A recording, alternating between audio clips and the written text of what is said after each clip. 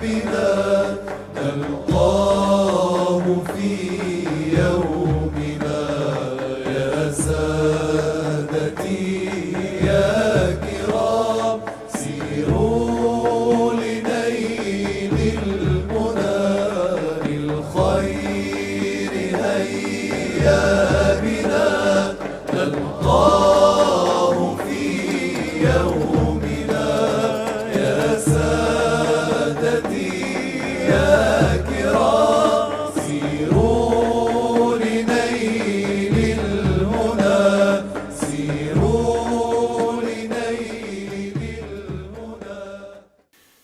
بسم الله الرحمن الرحيم الحمد لله رب العالمين وصلى الله على سيدنا محمد وعلى آله وأصحابه الطيبين الطاهرين. We start with the name of Allah. We praise and thank Allah for all of the givings He gave without Allah the Exalted being obligated to give anything. And we ask Allah to raise the rank of Prophet Muhammad sallallahu alaihi wasallam and the wives of his and the ranks of his wives, believing relatives, companions, and those who follow them sincerely until Judgment Day. And we ask Allah to protect the nation of Prophet Muhammad sallallahu alaihi wasallam from that which the Prophet feared for his nation. In the last section, the Sheikh, we mentioned that the Sheikh, he covered some additional matters pertaining to the menstrual bleeding, and he covered the integrals of the purificatory bath. He mentioned that the integrals of the purificatory bath are two, that they are only the intention with the first washing of the body, and for one to wash the whole body to make purifying water flow over all of the body, including all of the hair and skin. And we mentioned some sufficient intentions that one would have for the validity of one's ghusl, one's purificatory bath, like for one to intend to lift the state of major ritual impurity, or to do what makes the prayer permissible, or for one to intend to do some other deed that requires the removal of major ritual impurity. Likewise, a person could make the intention to do the obligatory ghusl, but not just to make ghusl without including the obligatory ghusl. Then, after mentioning those beneficial matters, the author, may Allah Ta'ala have mercy on him, went into the section pertaining to the conditions for purification. The conditions for purification, certain matters that must be established for the validity of one's wudu and the validity of one's ghusl. And as we said before, the condition is something that is not a part of the deed. However, the deed is not valid without it. So these matters should be established before one starts their purification for the validity of their purification. Here, purification, we mean the major and the minor purification from both states of ritual impurity, the major and the minor. Among the conditions for the validity of purification, for the validity of one's ghusl and the validity of one's wudu, is Islam. That is, the person performing this purification from any one of the two states of ritual impurity, or both, has to be a Muslim. Thus, the kafir, the non-Muslim, his wudu would not be valid. That is, for him to perform wudu while in a state of blasphemy is invalid. Likewise, his ghusl would be invalid. And among the strange matters that has become widespread in some areas is that some people would, if a person expressed interest in embracing Islam, or made it apparent that he wanted to embrace Islam at that point, some people would tell an individual to not say the Shahada immediately, rather to go perform a ghusl first, to go take a shower, for example, before saying the Shahada. This is something that is invalid and blasphemous. To order someone to delay their shahada is a blasphemous act. Allah the Exalted does not accept blasphemy for his slaves, and for one of us to accept blasphemy itself is blasphemy. So when a person expresses that they want to embrace Islam, the Muslim does not tell them to go do something else first. They don't tell them to wait. They don't. That person doesn't have to wait for a sheikh or an imam to arrive. They don't need to go to a masjid to be able to say the shahada for it to be valid.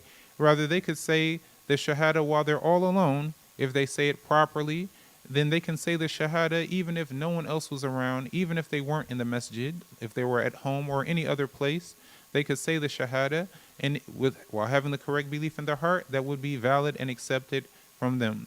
And Allah the Exalted would judge them as a Muslim. And then if they wanted to repeat the shahada with the intention of gaining reward for saying this valuable statement, not with the intention of embracing Islam after they have already embraced Islam, and do that in front of the Muslims so that the Muslims recognize him as a Muslim, then that's not harmful. This is not something that is harmful. But the person doesn't have to wait, and they actually should not wait to say the shahada even for some other people to arrive. For surely the person does not know their death time, and they don't have a guarantee that they would live until that time that they are thinking about. Rather, they could die before that, and if they died in the state of blasphemy, then they would enter hellfire and stay there forever. So, the ghusl of the original kafir, yani, for it to be, for example, considered as an act of worship, the ghusl of the kafir is not valid. So we don't order the person who's a kafir to make a ghusl, for example, to remove ritual impurity.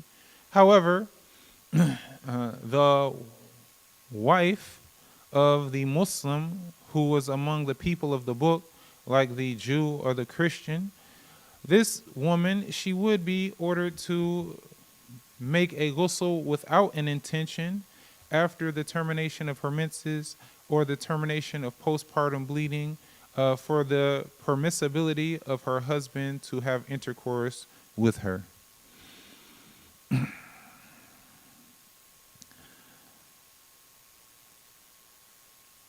This differs from other people among the kuffar because of the necessity of it. But of course, as we mentioned, this kafirah, this Jewish or Christian wife of a Muslim, she doesn't make an intention in her heart like the Muslim would when they make their intention to make the obligatory ghusl or the like. Rather, they simply rinse off their whole body, all of the hair and skin. This kafirah, she would rinse off her whole body, all of the hair and skin, yani going through similar motions of what the Muslim would go through when the Muslim makes the ghusl, but without an intention. And then afterwards, her husband would be permitted to enjoy her sexually. The Sheikh mentioned that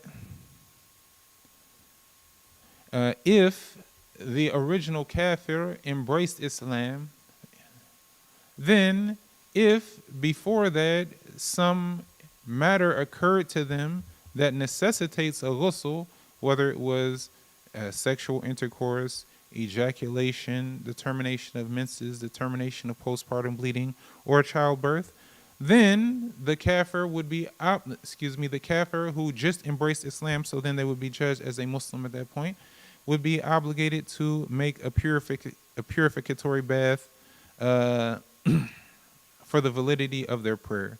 And if a kafir embraced Islam and one of the invalidators or one of the matters that necessitated ghusl occurred to them before their Islam, then they would be obligated to make a ghusl before they could pray.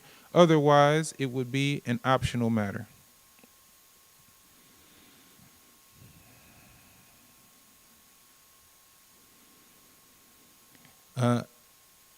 Among the integrals of, among the conditions for the validity of purification is also that there would not be something preventing the water from reaching the spot to be washed.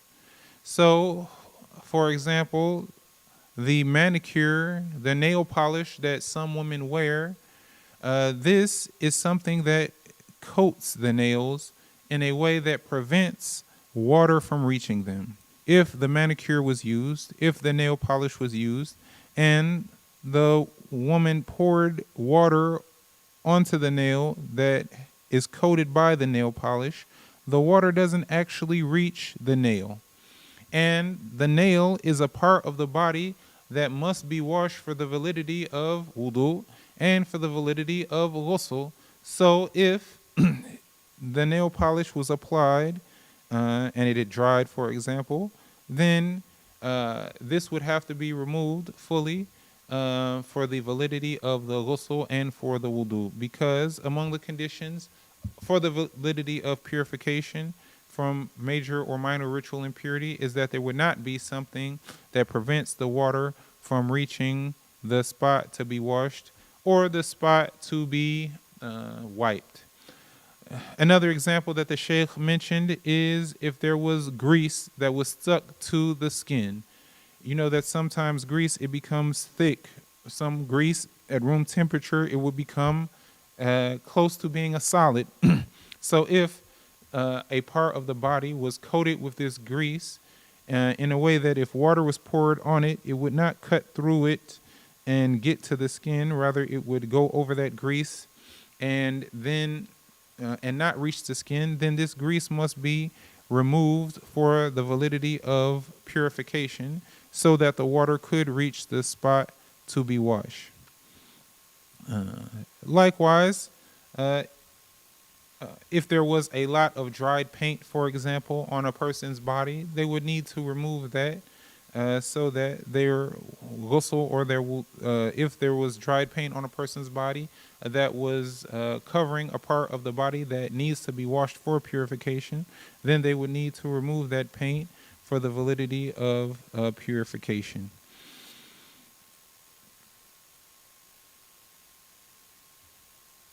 As for certain matters that may be put on the body but don't actually prevent the water from reaching the spot to be washed because they don't coat the same way that nail polish does, for example, or paint does, or like thick grease, for example, those things would not prevent the validity of purification. An example of that is like ink. All right, ink does not prevent the water from reaching the spot to be washed. So if a person got some ink on their body and it hit a part of the body that needed to be washed for purification, then it's not necessary that they remove all of the ink for their purification to be valid. Another example for that is the henna, this material that women use primarily, that they would put on their hands and feet that causes pigmentation or dyeing of the skin. It's usually in like a powdered form, and then water would be added to it, and then it would become similar to like clay, and then they would apply it to the fingers and the hands and the feet, and then they would let it stay there for a while because that is what helps the pigmentation process for it to remain attached to the skin for a period of time. Then they take it off and the skin would be pigmented after that. This does not coat the skin the same way that nail polish does or paint or thick grease, for example. So if a woman wore henna, then she could wash over the same part that is affected by the henna, that is dyed by it, for purification. It would not prevent the validity of purification. The author, may Allah Ta'ala have mercy on him, also mentioned that among the conditions for the validity of purification is that the water would flow. That is, it would flow by its nature. So if there is a part of the body that needs to be washed for purification, like the face, the hands, and the feet for wudu, and the whole body for ghusl, all of the hair and skin, then the water, if it was a small amount of water, then the water needs to flow. Uh, it is not sufficient for one to merely wet wipe the body parts that require washing. If a person got their hands wet, for example, and merely wiped the face for wudu and wiped the hands, even if they wiped them in a way that after which those organs appear to be wet, but still this is not considered washing, so it would not be sufficient for the validity of the wudu. And likewise for the body, just to wet wipe the body for ghusl, that would not be sufficient. Rather, the water must flow. Just wet wiping the body is not called washing. So just doing that would not be sufficient for the parts of the body that must be washed for purification. Then he said that it is also a condition for the validity of purification that the water would be tahir mutahhir, pure and purifying. Pure meaning pure in itself, that is, it is not najis water, and purifying meaning that it affects purification in other things, that this water can bring purification or affects purification to other things. So if this water was used, it can make a najis filthy contaminated area pure, or it can lift the major or minor ritual impurities. For this water to be considered pure and purifying, then it must be what is called ma mutlaq, or absolute water, or mere water. And this is water that has not been contaminated with najis filth. So it is not najis filthy. By contacting an unexempted najis filth while it was considered a small amount of water, or being changed in its attributes by najis filth if it was considered a large amount of water, and it hasn't been used for purification already by being the water that falls from the organ of purification that was used for removing the major or minor ritual impurity, nor has it changed by being mixed with a pure substance, a big change to the extent that it is no longer considered merely water. What does this mean? If you had some water, a cup of water, for example, and you had another pure substance like milk or like ink, and you dropped a drop of that milk into that cup of water and it dissolved, then in most cases, the water will not significantly change due to just one drop of milk. Thus, if water was requested and this water that in reality had a drop of milk in it was brought forth, then one would accept this as merely water, and they wouldn't require an additional adjective or specifier to describe this water. Rather, they would accept that it is merely water. You wouldn't have to say it's milky water. They wouldn't reject it saying this is not water. Rather, it would be considered merely water. So if the change due to mixing with a pure substance was not significant in a way where this water could no longer be called merely water, then this water would remain pure and purifying. If, however, you added more milk to that water, and so then the water, its smell changed, or its taste changed, or its color changed significantly, to the extent that if water was requested and you brought this water, it would not be accepted as merely water. Rather, you would need to add an additional adjective saying milky water. Someone would say, "What's this?" I ask for water. This is not water. This smells like milk, for example. This tastes like milk. This looks like milk, for example. Why is it so cloudy? Why is it so white? It's changed significantly to the extent that it would no longer be accepted as merely water. Then, in this case, the water would be considered pure because it's pure water mixed with another pure substance, but it would no longer be considered purifying, affecting purification in other than that than itself. So it would no longer lift the ritual impurity.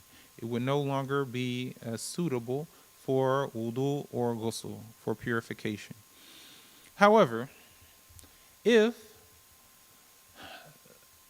this water changed due to a pure substance that was found where that water naturally is collected, or in the pathway of that water, like at the bottom of a stream, and this was a pure substance, but because this pure substance was at the base of where this water was collected, or in the pathway of where this water flows naturally, thus it becomes difficult, a hardship, for one to protect this water from being affected by this pure substance, then even if the water changed significantly, whether in its taste, color, or smell, this water would still be considered pure and purifying. An example of that is the kibrit, the sulfur.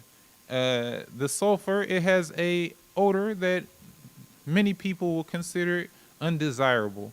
It smells in a way that many people would not like. They might think that it smells similar to passing gas, for example. However, this is a natural substance. It's pure. It's not najis. And sometimes kibrit, there would be an amount of it that collects in the bottom of a stream, for example, or in the bottom of a pond or a lake, for example. And thus, this kibrit, this sulfur would not be easy to protect the water, to block this water from coming in contact with the sulfur.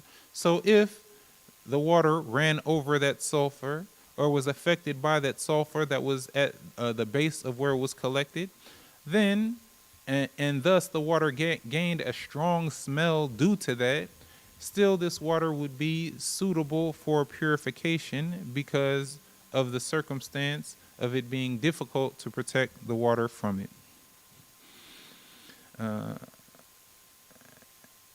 On the other hand, other types of water, like what we mentioned of the milky water or the inky water, or even what is called rose water, which is it's the byproduct of distilling rose petals in water to extract the oil from the rose. The byproduct of that process is the leftover water that takes a very strong rosy fragrance. So this water, although it's pure, it's just water that has been in contact with roses. This water is pure, but it would not be considered purifying because it is no longer merely water. It would not be accepted as mere water. Rather, it needs the additional qualifier of being rose water.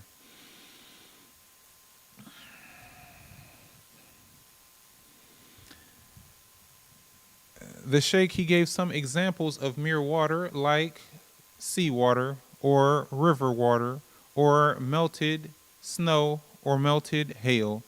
These types of water, they are called seawater, seawater, river water, melted snow, melted hail. They have these names, but if you struck that additional qualifier from it and just called it water, still these types of water would be accepted as such.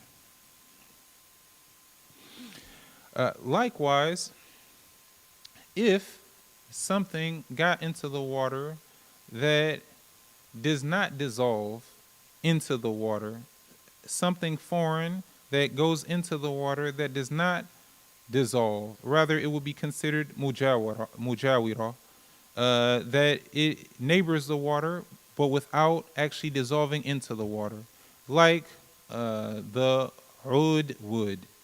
Oud wood is a type of fragrant wood. Uh, and some types of oud wood have strong fragrances.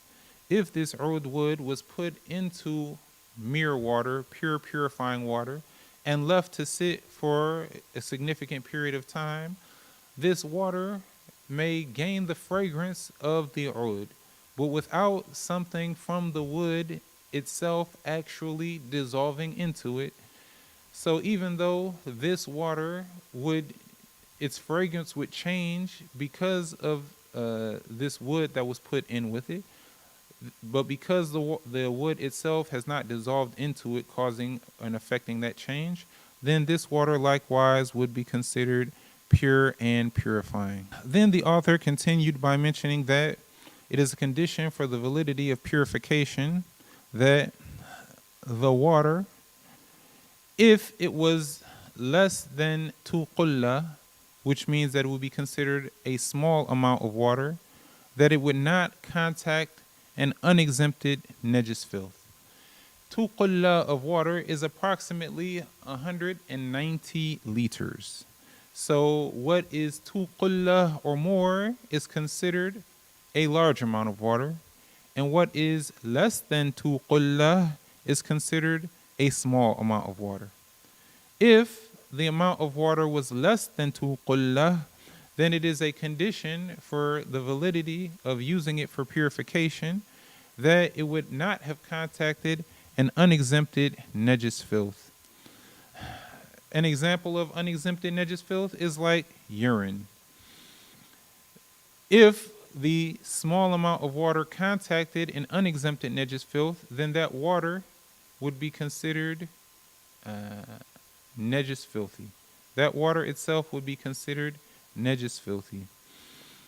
So thus it would not be appropriate, it would not be sufficient to be used for purification.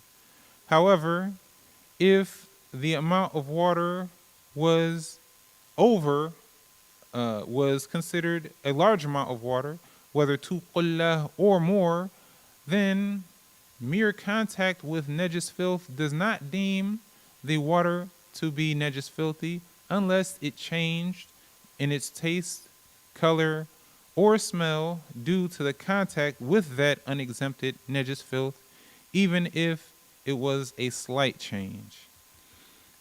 Similarly, if the najis filth was an exempted, overlooked najis, then the contact with that exempted najis filth would not remove the purifying nature of the small amount of water either. An example of that is the small insect that does not have flowing blood had one of its limbs been removed, for example.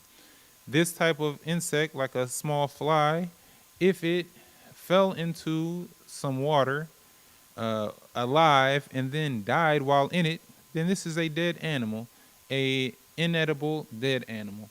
And the judgment of the inedible dead animal is that it is najis filthy.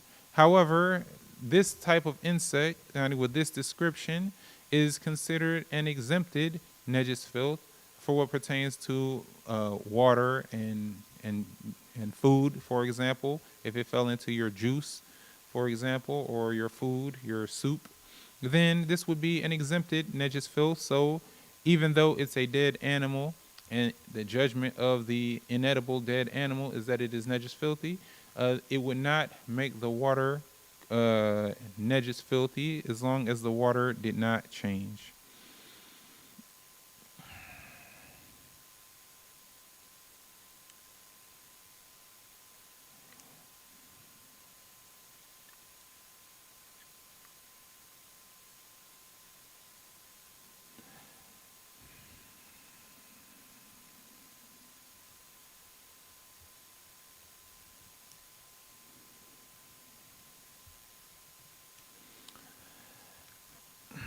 And as we mentioned, the large amount of water is approximately 190 liters or more, and what is less than that is considered a small amount of water.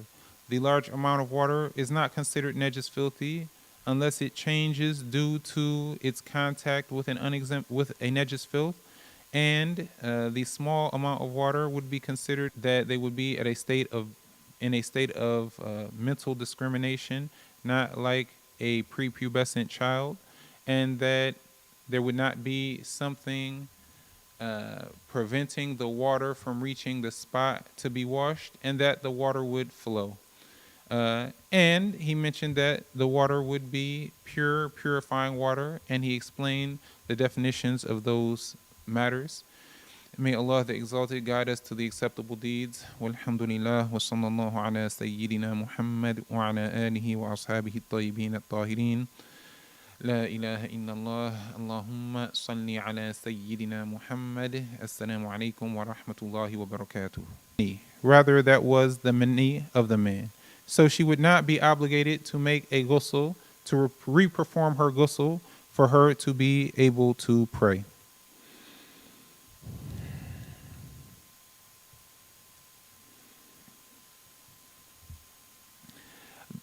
In some of the books of the scholars, it was mentioned that death was a reason for a ghusl, but of course, when the person dies, they themselves have left the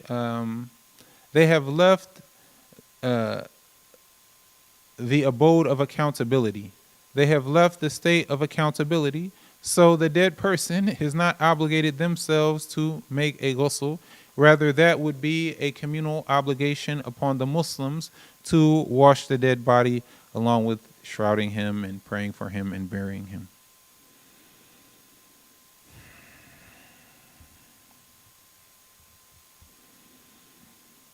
With that, we have mentioned the matters pertaining to the the matters that necessitate the obligatory ghusl. We have mentioned about the matters that necessitate the obligatory ghusl. And so we know what causes the person to have to make a ghusl.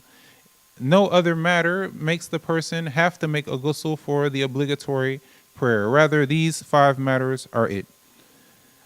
Inshallah, in the next session, we'll talk about the ghusl itself, how it is performed, its integrals, and we'll mention some matters pertaining to tayammum, insha'Allah ta'ala. Walhamdulillah, wa sallallahu ala sayyidina Muhammad wa ala alihi wa ashabihi at-tayyibin at-tahirin. La ilaha illallah. Allahumma salli ala sayyidina Muhammad wa ala alihi wa sahbihi wa sallim.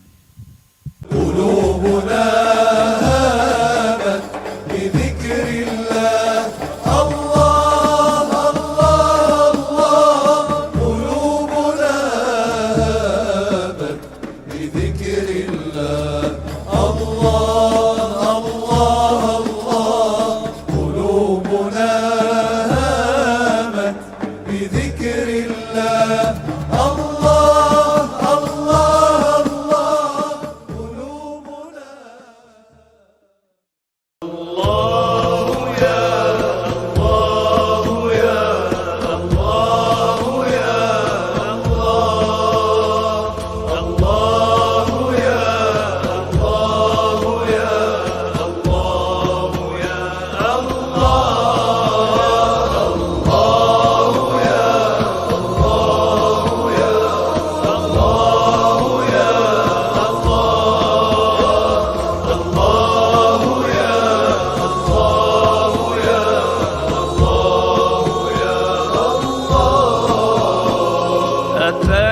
أتيناك بالفقر يا ذا الغنى وأنت الذي لم تزل محسنا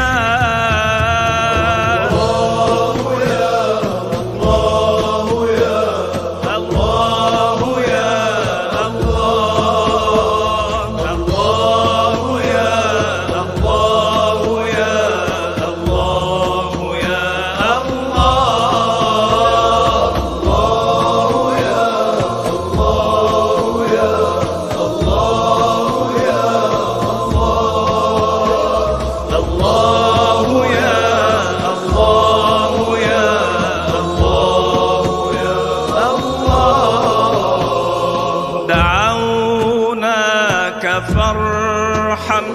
ويسر لنا سبيل الرشاد وجود بالهنا.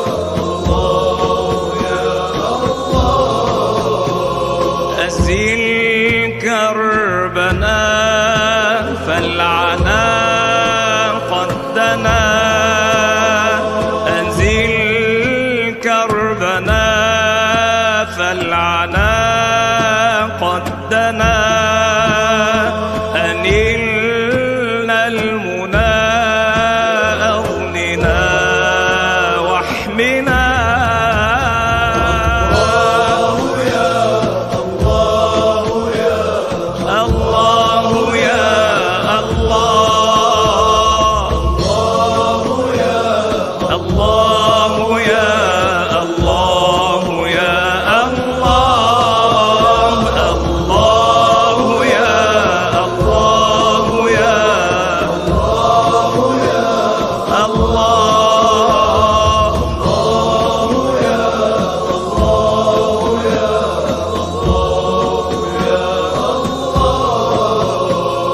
وهون أسانا ولا تخزنا، وهون أسانا ولا تخزنا، فقد بات فينا الأسى محزنا.